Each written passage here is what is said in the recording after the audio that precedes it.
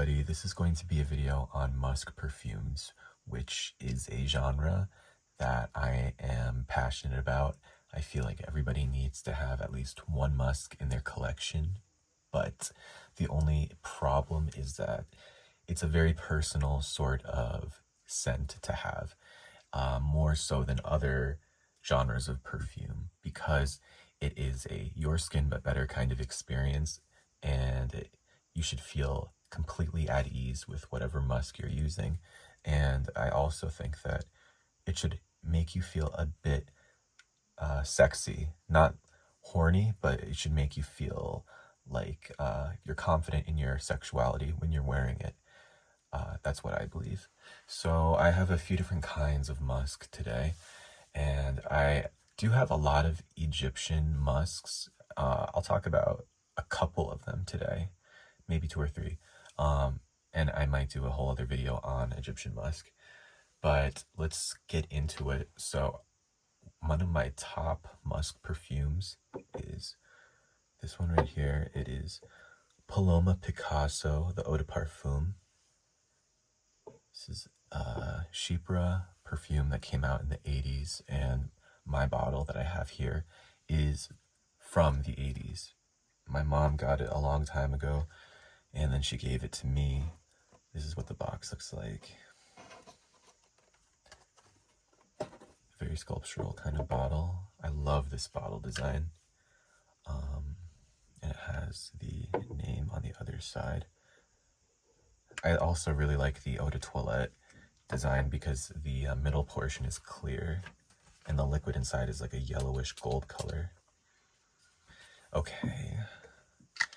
This to me, this is so good.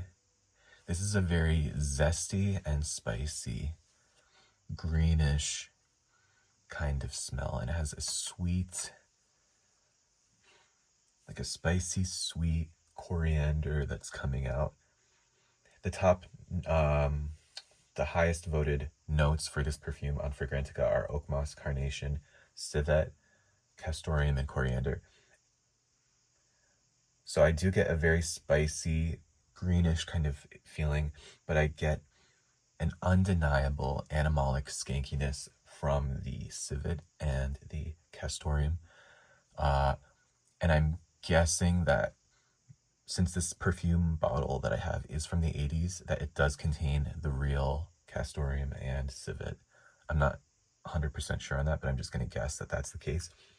So you do get, it's like an animalic, oily, lived in, greasy kind of experience in this perfume. However, to me, it doesn't smell like you're dirty at all. It just has that complexity to it. I don't think if I smelled this off of somebody, I would think, oh, they haven't taken a shower in a while.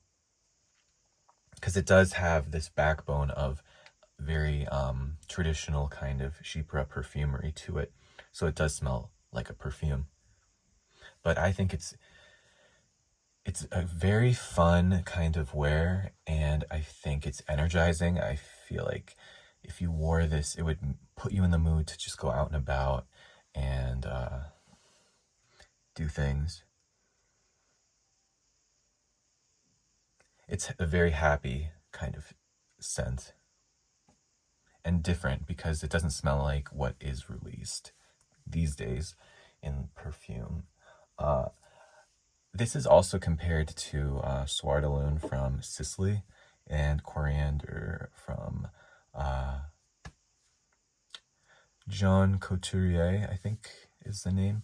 I haven't tried that second one, but it does smell like Soir de Lune to me, if you know what I'm talking about.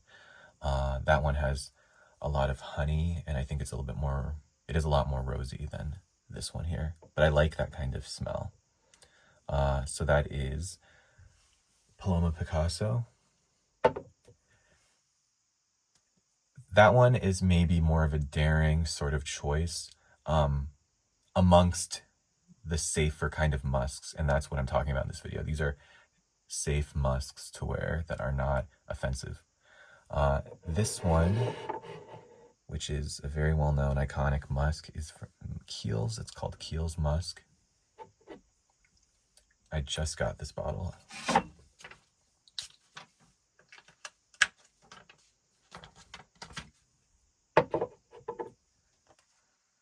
This one is more floral. It has orange blossom. It's like a powdery sort of floral orange blossom. And it also has ylang-ylang. And to me, ylang-ylang can definitely enhance animalic notes in a perfume. There is something that's kind of intoxicating and sultry about ylang-ylang. So I think that the ylang-ylang and the orange blossom are complementing this undeniable animalic quality that is in this perfume. It doesn't smell like an oak moss kind of animalicness or a synthetic sort of animalic type of musk, type of white musk. It smells like a synthetic version of an animalic, because I don't think that this has any real animalic ingredients in it that come from animals. I think it's a synthetically made animalic smell to it. But it's really nice. It does feel a bit greasy and skanky. Other people say this feels like a very clean type of musk, but I feel like it is kind of dirty and lived in. Not stinky. I don't feel like this would make you feel like you are unbathed and all cheesy or anything like that. But it has that true animalic factor in it that does make you feel a bit more lived in. But I would say this comes across a little bit cleaner than the Paloma Picasso. Maybe it's because of that orange blossom and the ylang-ylang. Those floral notes, maybe they're responsible for that. But definitely unisex. And I could see, well, all of these perfumes are unisex, but I could see this being very appealing to that millennial Brooklyn crowd of people who gravitate towards like Le Labo. They wear Santal 33. I could see this being the type of musk that they would like to wear. It just has that urban Brooklyn sort of feeling about it, that kind of sensibility. So that is Kiehls Musk. I think it's an excellent kind of musk to have. Both the Paloma Picasso and the Kiehls Musk I find to be good performing perfumes. The Paloma Picasso, I think, has more projection though. The next one I'm going to go to is, nobody considers this to be a musk perfume, but for me, I feel like Green Irish Tweed from Creed. It gives a very sexy, masculine kind of musky feeling.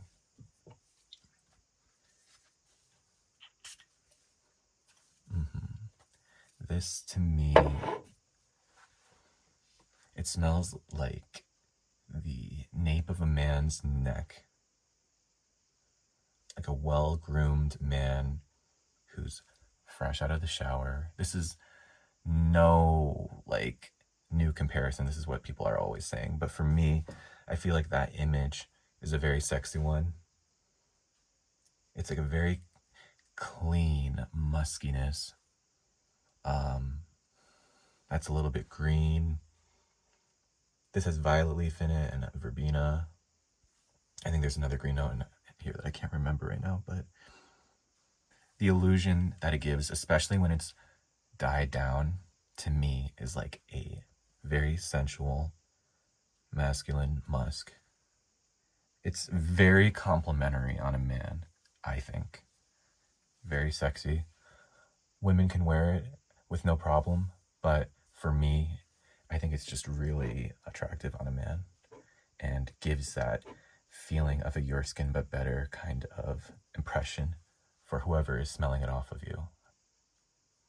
because it does feel like you came out of the shower and it's your clean skin, but amplified by the shower gel perfume. So that's Creed, Green Irish Tweed. And then I'm going to go to one that I've talked about before. It is Lovely from Sarah Jessica Parker. It's a woody floral musk.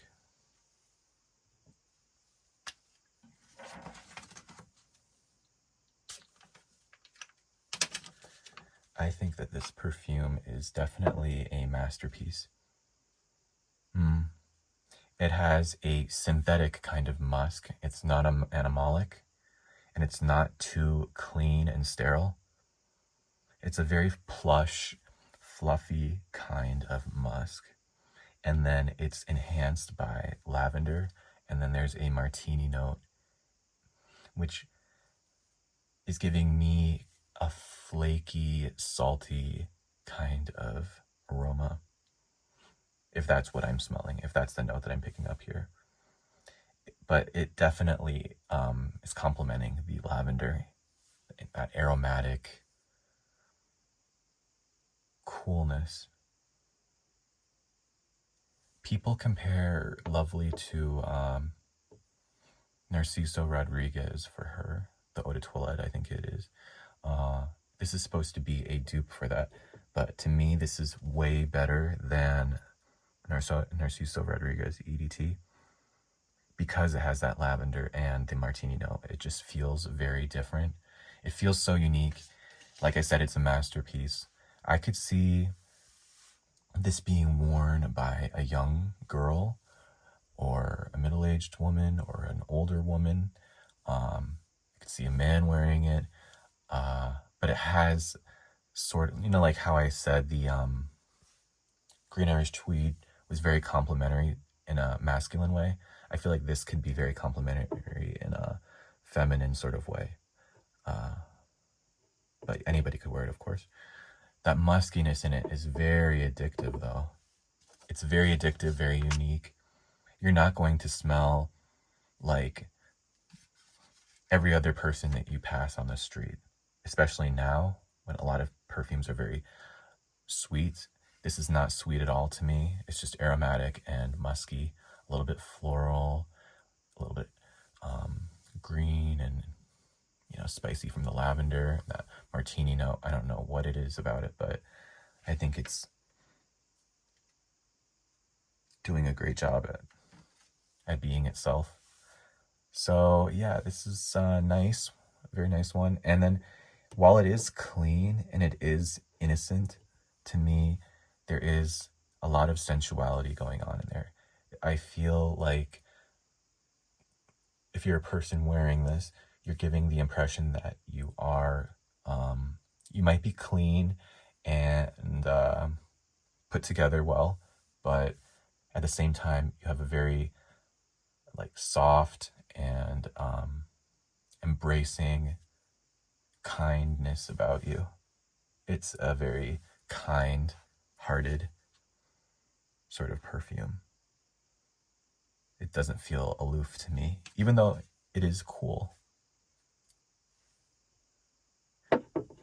So Lovely from Sarah Jessica Parker, a very good, clean musk perfume. Now, if you want to smell completely clean and without any germs growing on your skin, if you want to smell like everything in your life is going right on schedule and you don't have a hair out of place, then this perfume, which is the Muse from Zarco Perfume, would be a great choice. And this perfume to me is photorealistic starched clothes, or clothes that are fresh out of the dryer, right when the last minute ends on the cycle, and then you pop open the door and it's that blast of warm air, and then the smell of the detergent is still lingering inside the dryer. That's what I get from this. Or a dry cleaner. It's just gives you that kind of experience. Very, very, very clean. For me, it's just a little bit too sterile, and it's a little bit too like austere and serious for me. So I don't wear it very much, but I think if you worked in an office, or you just want to give the impression that you are well put together, I think that this could be great.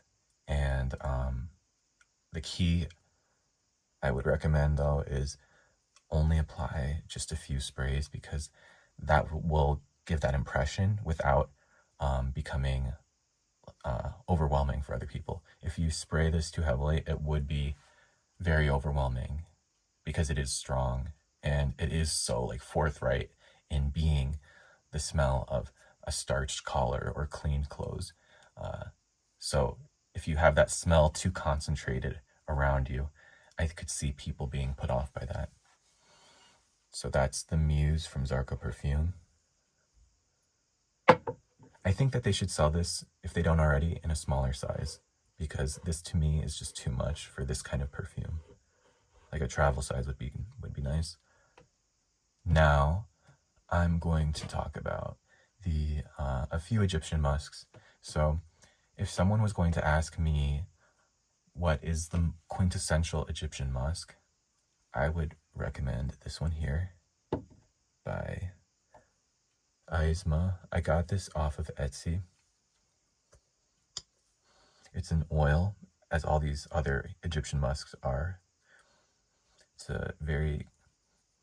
not that sticky, but it's a little bit sticky and tacky, or greasy, but you just need a little bit at a time. So if you didn't know, Egyptian musks to me are like your skin but better, a clean skin feeling, mixed with a little bit of clean laundry is how I would describe it. So with this one, I'm getting mostly clean, warm, clean skin. There's nothing sweet about it, and I'm not getting any particular note, but it's not soapy either. It's just clean, plush, warm skin, very unisex. At the beginning of the video, I said everybody should own at least one musk perfume. I would say this would be a safe choice for anybody to have. And I think it would be complimentary to anybody out there. Then another Egyptian musk that I like and think is good quality smells like Esthero by the brand Esthero. I heard about this on Sarah May's channel on YouTube, and she is a huge fan of the different perfume oils in this line. So I ordered a few of them, and this is very nice. It's definitely an Egyptian musk. There's something a little bit more warm and fluffy and sensual about this. It's not any sweeter than this one, but it just does feel a little bit more warm and a touch more ambery maybe. Yeah, like clean skin. It's a great one. This one is kind of whatever. It's called Heaven Sent. It's supposed to have a citrus note, but to me it just smells kind of like a bit of a more fresh kind of musk than smells like Esthero, and maybe just a little bit more laundry fresh than smells like Esthero. And then the last one I have is this Attar oil. I got this off of Etsy from a company called Tarife Attars. This is like an Egyptian musk, but it is a little bit more skanky. That's what it looks like. It has a glass wand dabber. So this, yeah, it smells a little bit, just a little bit like barnyardy, skanky, animalic, over a clean Egyptian musk base. This is supposed to be inspired by Morocco, I think. By the way, this is called Superior Egyptian Musk, if I hadn't already mentioned that.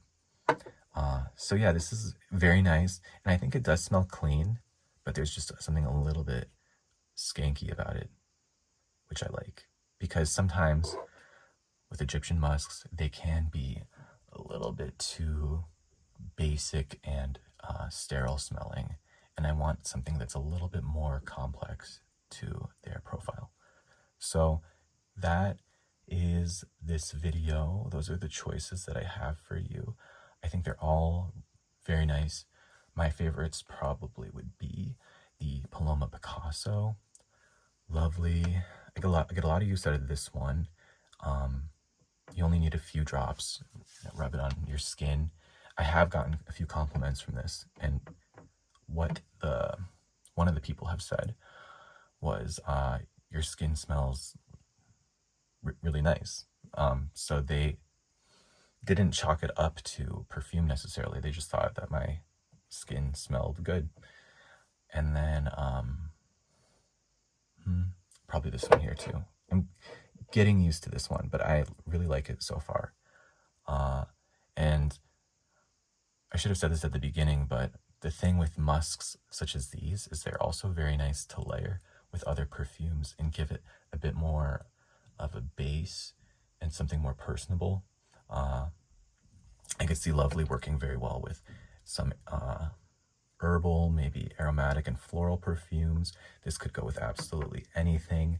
This would complement spicy kind of perfumes, maybe some more retro style perfumes. This one for sure, spicy, green, retro perfumes. So they're fun to play around with, and you can even combine different musks with each other too. So those are my thoughts. I'm curious if you've used any of these, if you have any thoughts. I'd be interested to know. Thank you so much for watching, and have a great rest of your day. Bye.